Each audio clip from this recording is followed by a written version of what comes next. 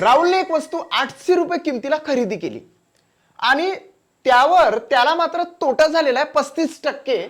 मग त्या वस्तूची विक्री किंमत किती असं विचारलं जर असेल तर काय करायचं की त्या वस्तूची खरेदी किंमत सर्वप्रथम लिहून घ्यायची 800 लिहिली.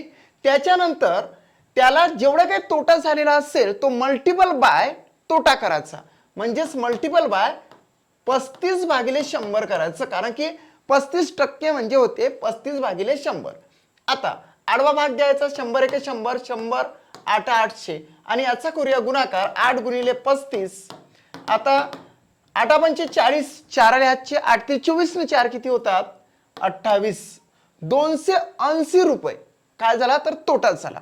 आता विक्री किंमत किती असेल मग यासाठी ज्यावेळेस त्यानं खरेदी करून ती वस्तू विकली तर त्यामध्ये त्याला 800 वजा किती तर 280 रुपये त्याचा तोटा म्हणजे लॉस झाला, तो वजा करावा लागेल. 0 या ठिकाणी 2 या ठिकाणी हातचा 1 टाकला तर 8तून 3 गेले 5 राहिले. तर मित्रांनो 520 रुपये त्या वस्तूची विक्री किंमत झालेली आहे. या ठिकाणी बघा fourth option is the right answer of this question.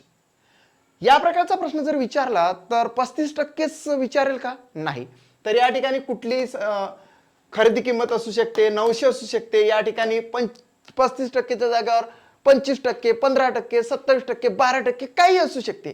मित्रांनो मी जर समजा असा तुम्हाला प्रश्न होमवर्क साठी दिला की 900 रुपयाची वस्तू आहे, त्या 900 रुपयावर जर 15% तोटा झाला असेल तर तुम्ही आन्सर मला द्यायचा आहे. यस. जर का तुम्ही एमपीएससी स्मार्ट लर्निंग हे चॅनल सबस्क्राईब केलं नसेल तर चॅनल सबस्क्राईब करा.